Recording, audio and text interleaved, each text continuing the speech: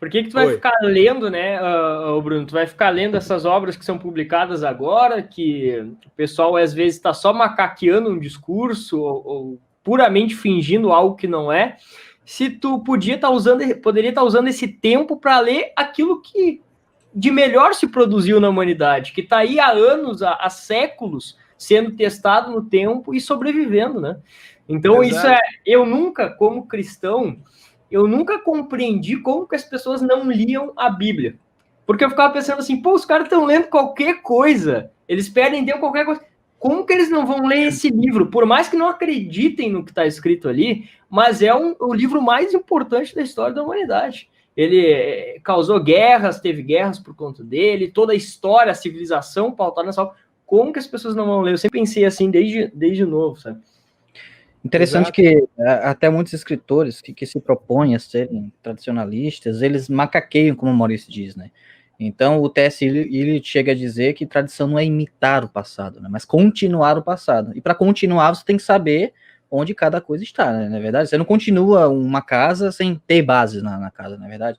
Então, as pessoas sequer sabem onde está a tradição, imitam uma coisa que sequer sabe o que é. Então, até supostos tradicionalistas acabam macaqueando e não dão continuidade ao que seria a tradição que eles dizem seguir, né? Exatamente. Olha, fantástico isso aí que vocês dois falaram, na verdade, puxando. Porque quando a gente fala, né, em falta de tradições nos quais nós possamos nos referenciarmos, tá? Justamente, não é as tradições que você vai voltar, né, de maneira forçada, de maneira até janseísta, né? O que foi o janseísmo? Foi justamente um movimento dentro da Igreja Católica que visava mais o cumprimento das normas do que a busca da autoeducação através, né, das coisas elevadas da arte ou mesmo das coisas elevadas do imaginário. Os janseístas, eles achavam, não, basta você botar a regra que você tem que salvar todo mundo mesmo, e se as pessoas entenderem a regra, elas vão seguir. E não é assim. O ser humano, ele tem as complexidades.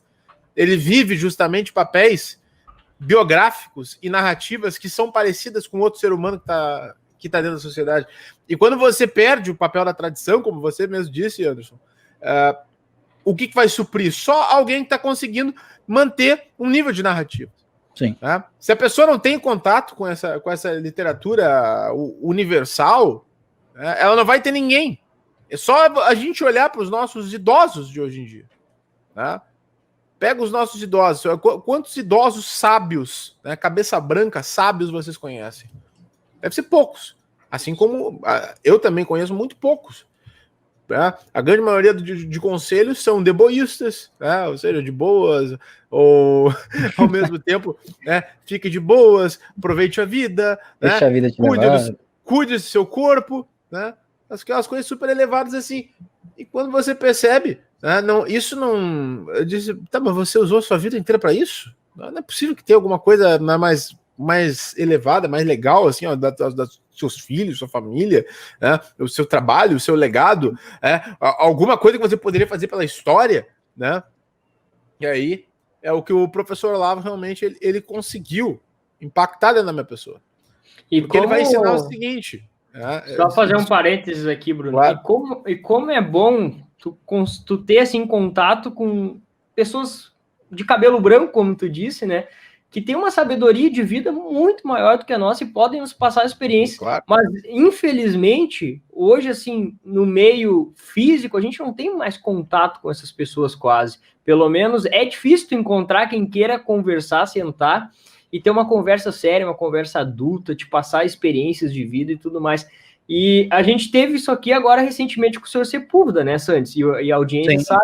Sim. Foi uma aula que ele deu aqui para nós de vida, né? Contou a vida dele e durante a história da vida dele, ele passou a história de Portugal, a história do Brasil, a história da TFP. Então, assim, a gente aprendeu demais e eu queria que a gente pudesse hoje ter pessoas ao redor que nos passassem esse tipo de conhecimento, né?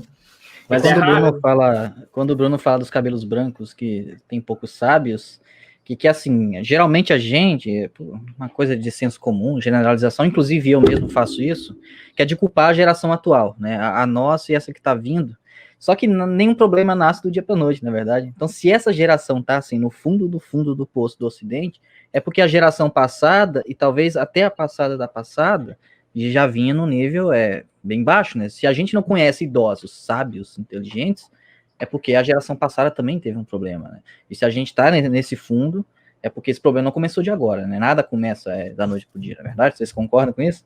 Sim. Com certeza. Com certeza. Mas segue aí. Infelizmente sobraram poucos, né? Como o Olavo, o senhor Sepúlveda, felizmente escaparam, né?